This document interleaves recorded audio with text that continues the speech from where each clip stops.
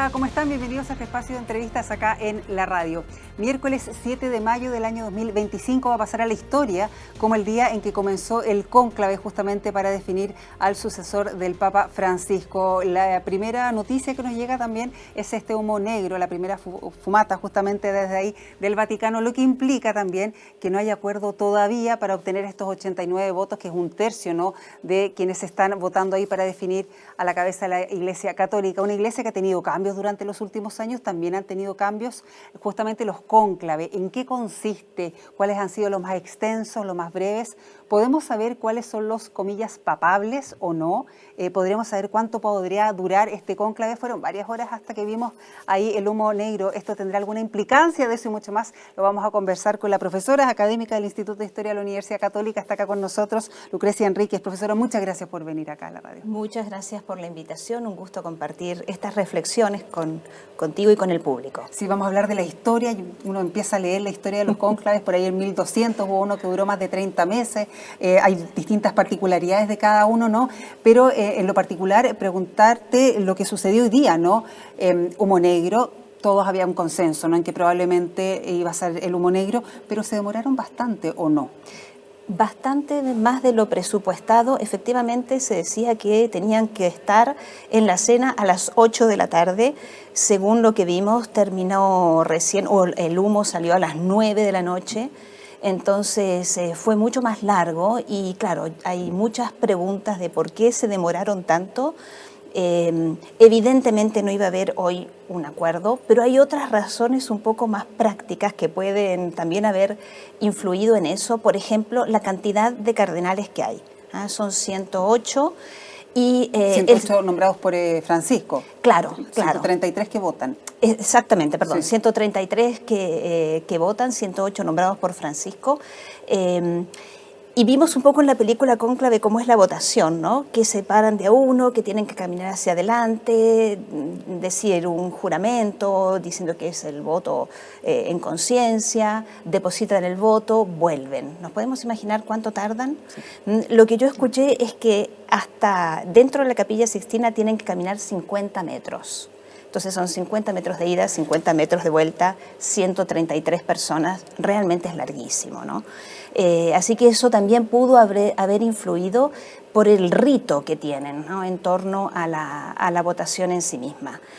Así que eso puede ser que haya alargado la votación y el comienzo, ¿no? Rezan en común, sí, etcétera. Entonces me parece que los tiempos están calculados para menos cardenales. Claro. Tú mencionabas la película, que fue un éxito en su momento también cuando fue estrenada, pero además ahora último, desde el fallecimiento del Papa Francisco y el 21 de abril hasta ahora ha sido de las más vistas. ¿Qué tanto se puede parecer a la realidad? Bueno, yo creo que muestra el interior del cónclave en el sentido de cómo es la votación, después cuando vuelven a descansar, ¿no?, a Santa Marta, que comparten las comidas, conversaciones. Ahora, el resto realmente no lo sabemos porque es secreto, ¿no? Hay especulaciones muchísimas, ¿no?, sobre la existencia de grupos, de controversias, y seguramente a medida que van pasando las horas y las votaciones, eso se manifiesta un poco más. Pero en realidad, si uno mira la cantidad de tiempo en el día que están reunidos, sigue habiendo espacios bastante importantes en torno a la comida, la mañana y la tarde, como para que sigan conversando sobre a quién elegir, ¿no? O sea, hay grupos, evidentemente, como en todo tipo de situaciones semejantes, pero dentro de una unidad, ¿no? La unidad es elegir a la persona que mejor represente y guíe a la Iglesia en los próximos años. Esos espacios de conversación se dan porque en la Capilla Sixtina solo votan, pero hay otro espacio de convivencia, si bien están encerrados con la misión de escoger al nuevo Papa, pero sí se dan estas cenas, estas visitas, estas conversaciones, ¿no? Exactamente, en Santa Marta, ¿no? Ahí duermen, en Santa Marta, la nueva y la vieja, como se dice ahora, porque sí, no entraban todos en la nueva casa de Santa Marta donde vivió el Papa Francisco, y ahí los trasladan por el interior del Vaticano en 1 o 2 buses deben ser, y se encierran en la Capilla Sixtina para votar. O sea, el cónclave es para votar. Las conversaciones, los acuerdos, todo lo compartieron antes, ¿no? Es esto que se llama informalmente como precónclave, Sí. estas congregaciones o reuniones donde se escuchan, hay discursos y donde participan además todos los cardenales, ¿no? Pero los que votan, que son estos 133, están ahí en este régimen de silencio y de aislamiento del resto del mundo, no saben realmente qué pasa. Escuchaba también que han hecho como un bloqueo de señal. Claro, pero todo el Vaticano Sí. está bloqueado, ¿no? Porque existen aparatos para escuchar igual, etcétera. Entonces está todo bien encerrado, resguardando el silencio y la concentración. Que lo hace también más atractivo quizás a las personas que no son tampoco del mundo católico, pero de todas maneras es un hecho histórico muy llamativo además. Claro, se ha dicho que ahora hay bloqueos de señales de celular para que en la Capilla Sixtina no haya ningún tipo de detección de lo que se está conversando, pero no ha sido el único cambio de los cónclaves. Estamos poniéndonos en el extremo, no en el tema tecnológico, pero ¿cómo eran antes? ¿Cuánta gente participaba? Tú nos dices, claro, que son muchos minutos. ¿Cuánta gente participaba en los cónclaves? Yo decía, claro, el más extenso duró más de 30 meses. Pero ahí había otras razones, no tanto el número, ¿Ya? sino divisiones internas, porque había mucha más política metida dentro. Normalmente los cardenales, los papas pertenecían a las grandes familias nobiliarias aristocráticas. Una élite, claro. Claro, era una élite, la élite culta, Sí. que estudiaba, que podía acceder al sacerdocio y a ser obispos, ¿no? Eso fue cambiando, sobre todo en el siglo XX tenemos un papa como Juan XXIII, que es hijo de campesinos o hijos de abogados, ¿no? Pablo VI, por ejemplo. Entonces había, y como el papado tenía los estados pontificios, no solamente la Ciudad del Vaticano, el papa era un rey de estos estados y además la cabeza de la iglesia. Hacía el peso a los emperadores. Y a otras Claro, y autoridades. había intereses por la participación del Papa en distintas instancias, ¿no? de control territorial, etcétera. Entonces, todo eso llevaba a que era un grupo mucho más selecto y por eso esos cónclaves eran más largos. Pero precisamente a fines del siglo XIV se tomó la medida ya de que todos los cónclaves fueran en la Capilla Sixtina, dentro de la Santa Sede, y con esta medida de este silencio y de este resguardo. El más largo. El más largo es el que comentábamos en el siglo XIII. El más corto, sabemos más los del siglo XX, la información de los anteriores, pero uno muy corto en el siglo XX fue en 1939, el del Papa Pío XII. Fue al día siguiente, en la tercera votación en el fondo, claro, pero en una coyuntura muy particular. Esto fue en octubre, el cónclave fue en octubre de 1939 y el 1 de septiembre empezó la Segunda Guerra Mundial, cuando Hitler invade Polonia. Y Pío XII había sido el nuncio de la Santa Sede en Alemania. Entonces, conocía el origen del nazismo, lo había visto, lo había experimentado. Entonces consideraron evidentemente que era la persona más adecuada para guiar la Iglesia en ese contexto de esta guerra tan particular, que fue una expansión de Hitler en Europa, ¿no? Eso lo sabemos nosotros, no porque haya un acta del cónclave al que podamos acceder, ¿no? No hay. Es todo secreto. Los votos se van quemando, Sí, que se vez van por hilando vez. y quemando. Claro, eso es la fumata. Ahora sabemos que le ponen unos químicos para el color. por el color, claro. Exacto, pero se va. Y se supone que no tienen que hablar, ¿no?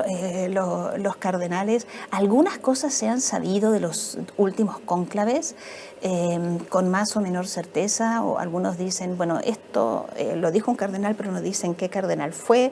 Al Papa Francisco se le escaparon en algún momento algunas claves, por ejemplo, ¿no? Que en la elección de Benedicto XVI en el 2005, él le cedió los votos. Que era la segunda mayoría en algún minuto o algo así, ¿no? Exactamente, ya estaba como un papable bien fuerte, pero él dijo, no, si está Ratzinger aquí, él tiene que ser, y dijo que él no quería ser papa y le pidió a los que lo estaban votando que lo votaran a Benedicto y fue elegido, ¿no? Claro, porque nunca tenemos acceso a saber cuántos votos obtuvo un cardenal o o cuánto, cómo se dio, cómo se fue cambiando la votación? No sabemos. Hay cosas que se pueden suponer con el paso del tiempo y algún dato que se va hilando por ahí, por allá, que alguien comenta algo y juntan información. También se sabe algo de la elección de Juan Pablo II. Es lo que dicen, era un tapado, alguien que estaba oculto, ¿no? Porque no había acuerdo entre dos bloques que se habían experimentado y ninguno se quería pasar los votos el uno al otro. Entonces llegaron a un punto en el que la única solución era salir de esos bloques y buscar un tercero. Y ahí habría aparecido el nombre de Karol Wojtyła, ¿no? Juan Pablo II. Exactamente. Que ese cónclave, hubo 2 cónclaves ese año, en 1978. Exacto, claro, bueno. Juan Pablo I y Juan Pablo II, exactamente, ¿no? Juan Pablo I fueron solo 33 días de pontificado. Yo me acuerdo de ese cónclave, era chica, pero me acuerdo porque, o sea, de ese año, porque de repente nos enteramos nuevamente murió el Papa, pero ¿cómo puede ser, no? Fue una cosa realmente increíble. Y se llegó a una figura como Juan Pablo II, que fue un pontificado larguísimo y que abrió, ¿no?, las puertas de la Iglesia, viajó por todo el mundo, fue realmente extraordinario. Claro, y que se compara también en extensión, ¿no? Y sobre todo, por supuesto, lo que sucedió después de más de 6 siglos, ¿no? Con Benedicto XVI, que él dice, yo no voy a seguir siendo papa, y fue una revolución en ese momento de la Iglesia, generando también otro cónclave. Vamos a seguir conversando de eso, vamos a hablar de los bloques, vamos a hablar de los papables. ¿Qué tan cierto es esto que este cardenal es papable o no? El que entra papa sale como cardenal, lo que se dice. Bueno, vamos a seguir conversando de eso con la profesora Lucrecia Enríquez, es académica del Instituto de Historia de la Universidad Católica, después de esta pausa.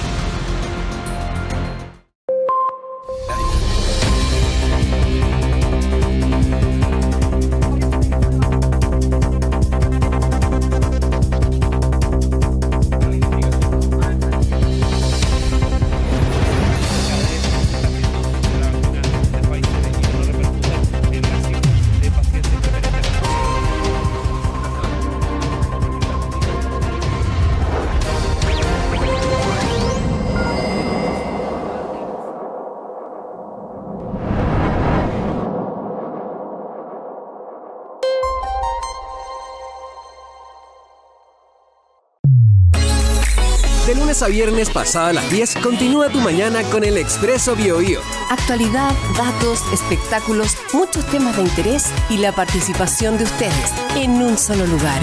Acompáñate y viaja junto a nosotros. Expreso BioBio.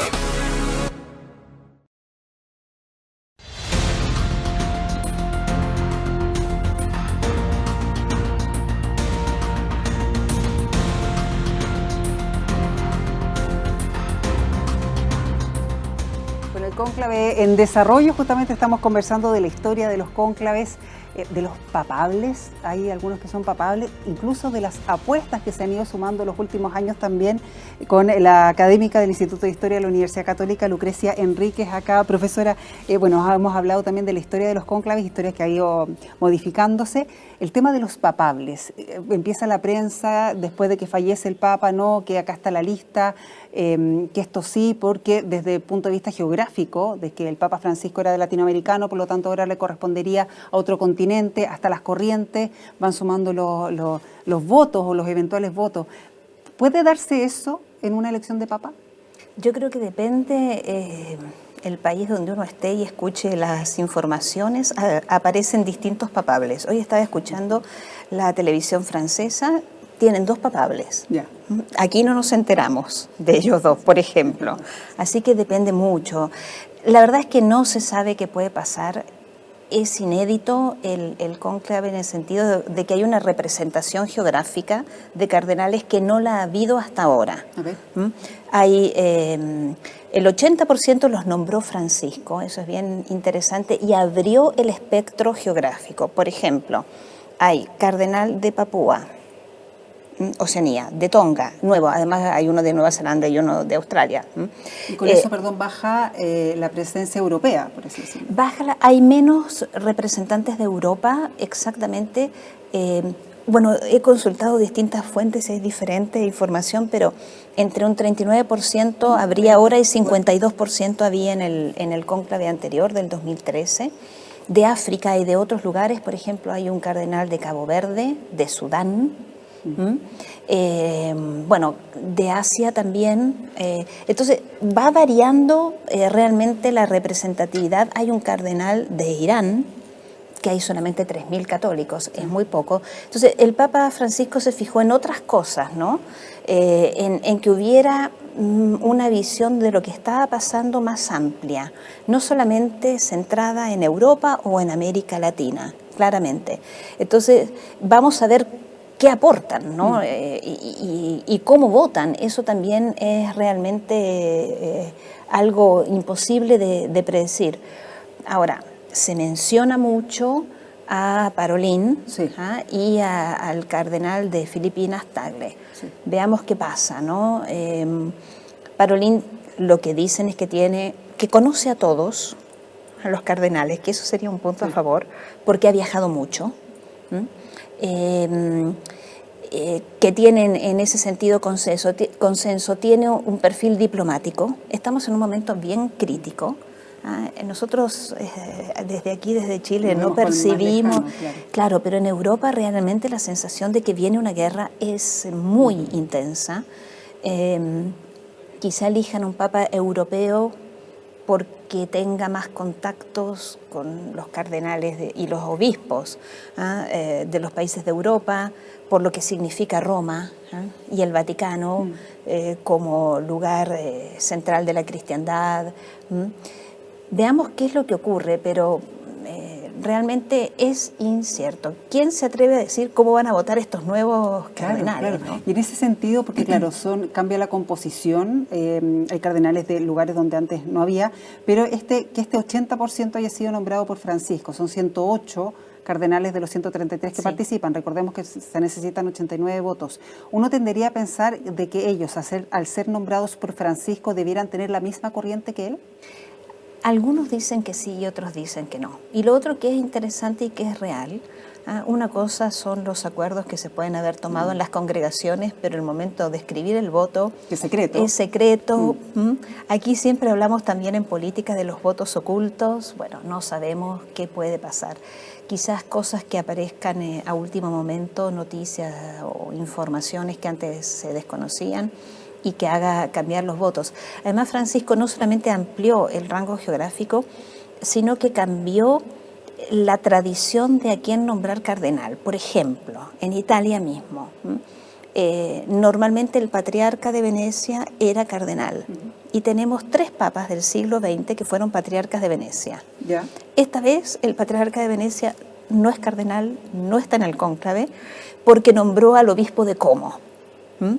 En Argentina, lo mismo. El arzobispo de Buenos Aires, siempre cardenal, desde el primer cardenal, el cardenal Copelo, principio del siglo XX, ahora no lo es. Y es cardenal el obispo de Santiago del Estero, que es una provincia, ¿no? Entonces, aquí no, tenía un contacto previo con Chomalí, lo nombró también cardenal al arzobispo de Santiago, ¿no? Entonces, hay otros criterios, ¿no? Rompió con tradiciones esperables, amplió el rango geográfico de los que pueden elegir y ser elegidos. Entonces, la verdad es que especular qué es lo que va a pasar dentro es complejo.